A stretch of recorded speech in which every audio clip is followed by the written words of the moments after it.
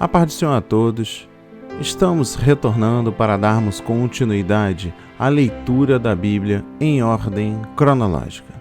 E hoje, no 268º dia, lendo esta linda história que Deus escreveu para nós, trago todo o livro do profeta Malaquias, os capítulos 1, 2, 3 e 4. Complementamos com o livro de Salmos, capítulo 50. A inspiração do dia, a mensagem do Senhor e as perguntas de Israel. E o dia do Senhor. No capítulo 1 destaca o versículo 1, Malaquias. Malaquias profetizou cerca de 100 anos após os primeiros exilados terem voltado de Babilônia. Embora os repatriados tivesse, de início, reagido com zelo à sua restauração. Com o decorrer dos anos, a sua dedicação a Deus foi diminuindo. Por volta de 430 a.C., Malaquias censura-os por sua falta de confiança em Deus, adoração insincera e desobediência à lei divina. No versículo 2 destaco: Eu vos amei. Os israelitas achavam-se duvidosos quanto ao amor divino, por causa das aflições que sofriam. Chegaram, inclusive, a acusar a Deus de ser infiel às promessas do concerto. O Senhor mostra-lhe, então, o cuidado especial que lhes vinha dispensando no decurso dos anos. Na realidade, era Israel que havia deixado de amar e honrar a Deus por haver desobedecido à lei. No versículo 3, destaco: aborreci a Esaú. A palavra aborreci significa apenas que Deus escolhera Jacó em lugar de seu irmão Esaú para herdar as promessas do concerto e ser progenitor do povo escolhido, através do qual viria o Messias. A rejeição de Esaú e de seus descendentes nada tem a ver com o seu destino eterno. O desejo de Deus era que eles viessem a servi-lo e receber-lhe a bênção. Dos versículos 6 e 8, ó sacerdotes, que desprezai o meu nome. Malaquias apresenta uma acusação contra os sacerdotes da terra. Primeiro, eles desprezavam o Senhor, oferecendo-lhe animais aleijados ou doentes, o que contraria a lei de Deus. Segundo, como crentes em Cristo, devemos ofertar a Deus o melhor que possuímos, nossa vida inteira como sacrifício vivo. O tempo que dedicamos à oração e ao estudo da Bíblia deve ser o horário nobre do dia, e jamais quando estivermos cansados para fazer outra coisa. Terceiro, a mesa do Senhor era usada para sacrificar os animais trazidos em oferenda pelos filhos de Israel. No versículo 11 destaco: será grande entre as nações o meu nome. Malaquias prediz o tempo quanto as nações adorarão a Deus com sinceridade e em verdade. O Deus da Bíblia será conhecido no mundo todo. Esta profecia está sendo parcialmente cumprida, com os missionários enviados até aos confins da terra para anunciar o Evangelho de Cristo, uma maneira de demonstrarmos a genuidade de nossa fé é ajudar no sustento e manutenção das missões mundiais. No versículo 2 destaco os versículos 1 a 4. Ó sacerdotes! Os sacerdotes haviam corrompido o ministério para o qual Deus os chamara. Eles não o temiam, nem lhes reverenciavam o nome. Não proclamavam a sua palavra, nem viviam uma vida virtuosa e reta. Por isso Deus lhe enviaria o castigo terrível, amaldiçoaria-os, bem como ao seu ministério. Dos versículos 4 a 6, para que o meu concerto seja com Levi. Os sacerdotes tinham de ser escolhidos da tribo de Levi. Deus usa Levi e aos seus fiéis descendentes como exemplos do que devem ser os ministros do altar. Hoje, os obreiros precisam demonstrar as mesmas qualidades mencionadas nestes versículos: amor e respeito a Deus, honestidade e retidão no viver, pregar a verdade e, mediante o exemplo e ensino, conduzir muitos à justiça. No versículo 9 destaco: fizestes acepção de pessoas na lei. Os sacerdotes estavam demonstrando parcialidade quanto aos ricos e influentes, permitindo-lhes continuar nos seus caminhos iníquos e pecaminosos. Não os confrontava com a palavra de Deus.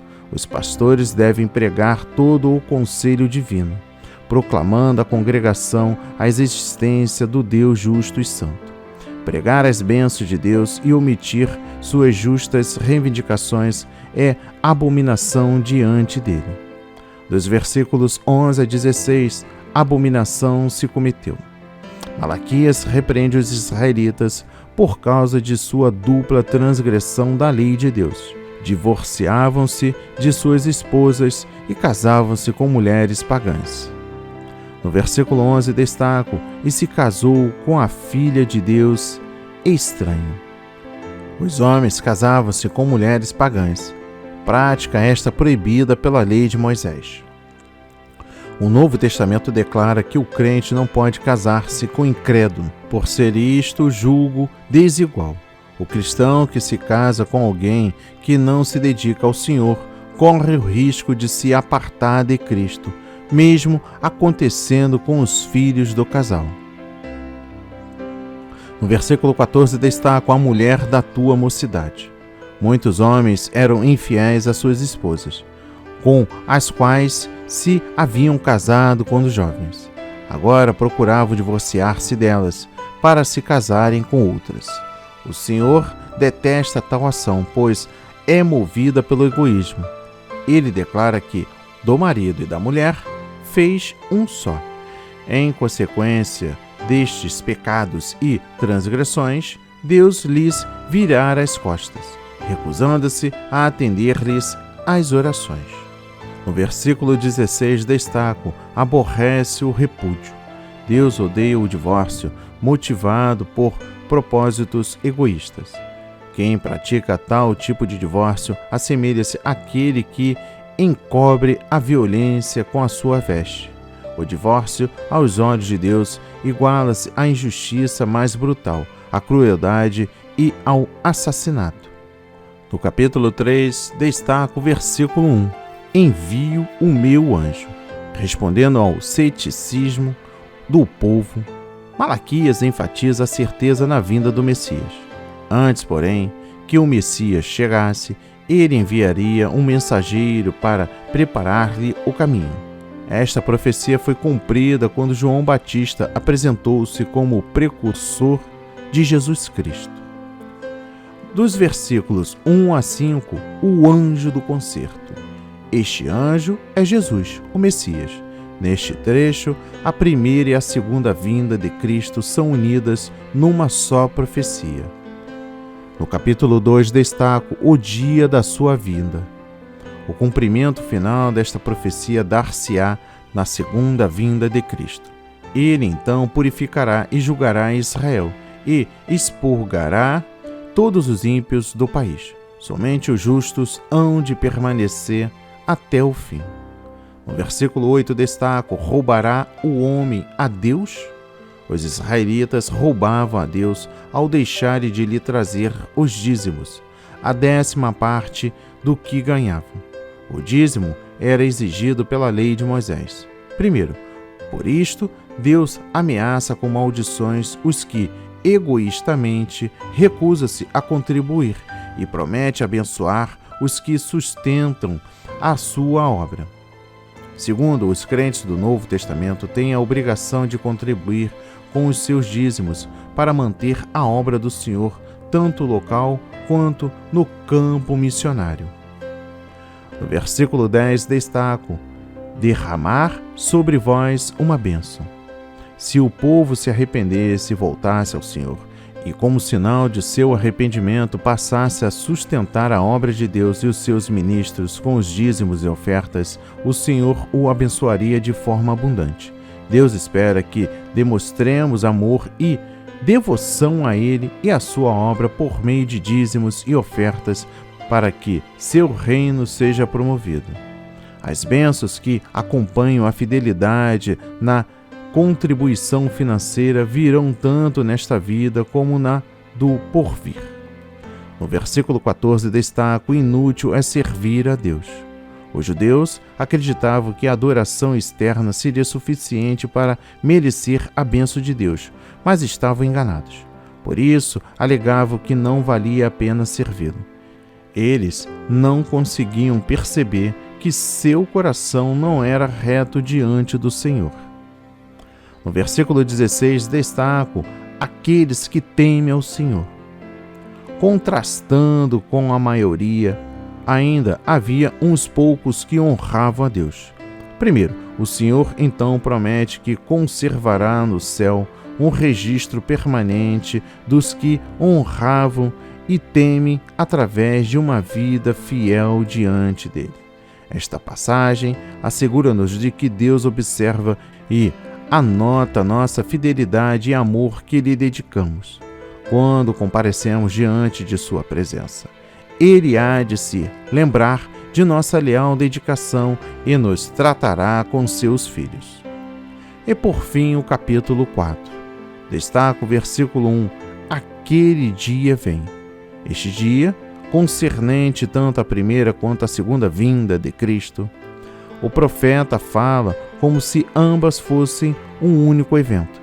Semelhante superposição é vista frequentemente nas profecias do Antigo Testamento. Os que se entregam ao orgulho e à iniquidade serão excluídos do reino de Deus. No versículo 2 destaco: mas para vós que temeis o meu nome.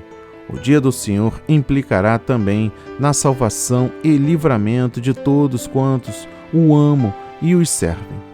No reino de Deus, a sua glória e justiça brilharão como o sol, trazendo aos fiéis a bondade, a bênção, a salvação e a cura de maneira mais que abundante. Tudo será endireitado. O povo de Deus saltará de alegria, tal como os bezerros, ao se verem livres no campo. No versículo 4, destaco: lembrai-vos da lei de Moisés. Malaquias alerta que, para se sobreviver ao dia do Senhor, é necessário obedecer à lei de Moisés. A fé em Deus implica na obediência sincera ao Senhor. Os crentes hoje não estão desobrigados da observância dos requisitos morais da lei do Antigo Testamento, juntamente com os mandamentos de Cristo. Eis que eu vos envio o profeta Elias. Malaquias profetiza que Elias viria ministrar antes que chegasse o dia do Senhor. O Novo Testamento revela que esta profecia refere-se a João Batista, que, no espírito e virtude de Elias, preparou o caminho ao Messias. Alguns ainda creem que Elias virá outra vez. Desta feita, aparecerá no período da tribulação para atuar como uma das duas testemunhas mencionadas no Apocalipse. E por fim, o versículo 6. Converterá o coração dos pais aos filhos. O ministério do profeta vindouro teria por objetivo reconciliar as famílias com Deus e consigo próprio. Isto é, entre os seus respectivos membros, João Batista direcionava sua pregação neste sentido. Primeiro, não poderá haver bênçãos, nem vida abundante no Espírito se o povo de Deus não fizer da autoridade familiar, do amor e da fidelidade as prioridades absolutas da Igreja. A pureza e a retidão do lar precisam ser mantidas. De outra forma, nossas congregações fracassarão.